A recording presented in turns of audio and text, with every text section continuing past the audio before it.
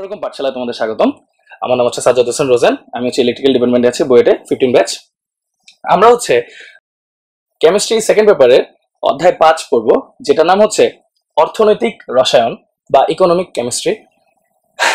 এটা বলার পরে আমি একটা দীর্ঘশ্বাস ছাড়লাম এই কারণে, এই চ্যাপ্টারটা একটা দীর্ঘশ্বাস তোমাদের সবার কাছে, বিকজ হচ্ছে খুবই বিরক্তিকর, খুবই লেন্দি, এবং এখানে কি নিয়ে ব্যাখ্যা করছে বা কি নিয়ে ব্যাখ্যা করেন এগুলো তোমরা কিছুই বুঝো না। আমি বুঝতাম না, আমি ইন্টার স্কিপ করছি, কিন্তু পরে হচ্ছে টিচার হিসেবে যাওয়ার পরে মানে পড়ানো লাগছে আর কি, তো পড়ানোর খাতিরে হচ্ছে শেখা হয়েছে। তো দেখি আস্তে আস্তে দেখি এগুলা কি অ্যাকচুয়ালি এই চ্যাপ্টারটা কি অনেক ইন্টারেস্টিং, মোটামুটি। এই চ্যাপ্টার কি অনেক কঠিন না, আর এই চ্যাপ্টার কি অনেক মুখস্থবিদ্যা। হ্যাঁ, আচ্ছা যাই দেখি মুখস্থবিদ্যা সহজ করা যায় কিনা। তো প্রথমে আমরা কয়েকটা ব্যাপার শিখি। এখানে বলা হয়েছে যে অর্থনৈতিক রসায়ন, আচ্ছা ব্যাপারটা কি অ্যাকচুয়ালি। তোমাদের একটা ব্যাপার বলি, আমরা প্রথম পত্রে 5টা অধ্যায় পড়ছি, দ্বিতীয় পত্রেও 5টা অধ্যায় পড়ছি, টোটাল অধ্যায় থাকলো 10টা। তার মধ্যে 9টা অধ্যায় আমরা খালি পড়ছি হচ্ছে কেমিক্যাল ইকুয়েশন, কিভাবে কি বানায় না বানায়, কোথেকে কি হয় না হয়, এগুলো সবকিছু ব্যাখ্যা করছি। কিন্তু সবচেয়ে হাস্যকর ব্যাপার হচ্ছে আমরা খালি বানাবো, বেচবেটাকে, বানানোর জন্য তো অর্থটা লাগবে তাই না, আর ওইটা বাজারজাত করতে হবে। বা এই এই কেমিস্ট্রি পড়ে আমাদের লাভটা কি অ্যাকচুয়ালি, তাই না? আমাদের আমাদের সকল কিছু চাহিদা কিন্তু অ্যাকচুয়ালি অর্থকেন্দ্রিক। সো আমরাও যদি কেমিস্ট্রিকে অর্থকেন্দ্রিক নিয়ে যেতে পারি তাহলে সেটাই অর্থনৈতিক কেমিস্ট্রি, তাই না? না, আসলে ব্যাপারটা তা না। ব্যাপারটা হচ্ছে রসায়ন শিল্পকে কাজে লাগিয়ে অর্থনৈতিক বাজার বা অর্থনৈতিক ক্ষেত্র সৃষ্টি করা, বা অর্থনীতির সাথে রসায়নের যে সম্পর্কটা, সেই ব্যাখ্যাটাই হচ্ছে অর্থনৈতিক রসায়ন। তো চলো দেখি আজকে আমরা কি নিয়ে পড়বো। আমরা বাংলাদেশের প্রেক্ষাপটে অর্থনৈতিক রসায়ন নিয়ে পড়াশোনা করব। তো বাংলাদেশের প্রেক্ষাপটে প্রথম আমরা একটা জিনিস পড়বো, সেটা হচ্ছে খনিজ সম্পদ। খনিজ সম্পদ যদি এটাকে আমরা একটু ভাগ ভাগ করি তাহলে আমরা বুঝতেছি যেই সব সম্পদ খনি থেকে তোলা হয় তাই খনিজ সম্পদ।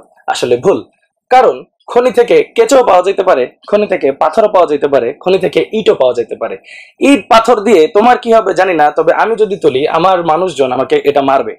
সো অবশ্যই এমন কিছু তোলা যাবে না যেই জিনিসটা মানে লাভজনক নয়, এবং এমন ভাবে তোলা যাবে না যেই প্রসেসটা লাভজনক নয়।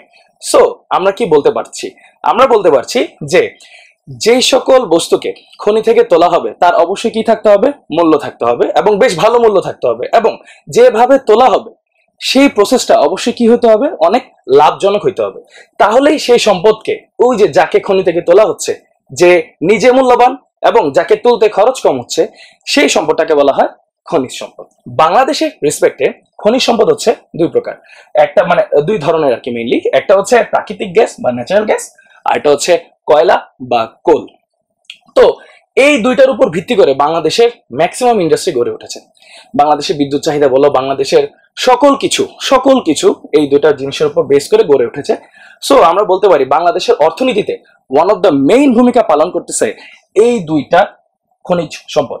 তাই হচ্ছে আমরা অ্যাকচুয়ালি পরবর্তীতে মানে সামনে আরো এই দুইটা ব্যাপার নিয়ে আলোচনা করব।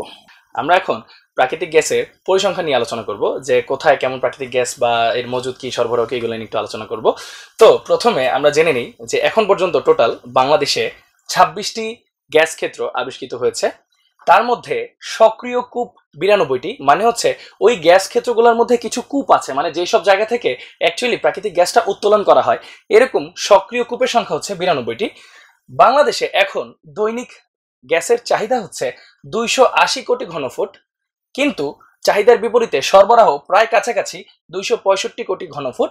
এবং বাংলাদেশে সর্বোচ্চ মজুদ রয়েছে এরকম একটা গ্যাস ফিল্ড হচ্ছে তিতাস গ্যাস ফিল্ড, যেখানে মজুদের পরিমাণ হচ্ছে 5384 বিলিয়ন ঘনফুট। এবং বাংলাদেশের মোট গ্যাসের মজুদের পরিমাণ আনুমানিক বলা হয় 13.6 ট্রিলিয়ন ঘনফুট। এখন একটা এক্সট্রা একটা তথ্য থাকবে, সেটা হচ্ছে বাংলাদেশে অনেকগুলো কোম্পানি আছে যারা হচ্ছে গ্যাস উত্তোলন করে। তো এরকম একটা কোম্পানি হচ্ছে BGFCL, মানে Bangladesh gas field corporation limited, যারা এত পরিমাণ গ্যাস উত্তোলন করে যে তাদের উত্তোলিত গ্যাস দিয়ে বাংলাদেশের বিদ্যুৎ চাহিদার 38 থেকে 40% পূরণ হয়। তারা হচ্ছে অনেক বড় একটা কোম্পানি আর কি। এটাই হচ্ছে আমাদের প্রাকৃতিক গ্যাসের মোট পরিসংখ্যান।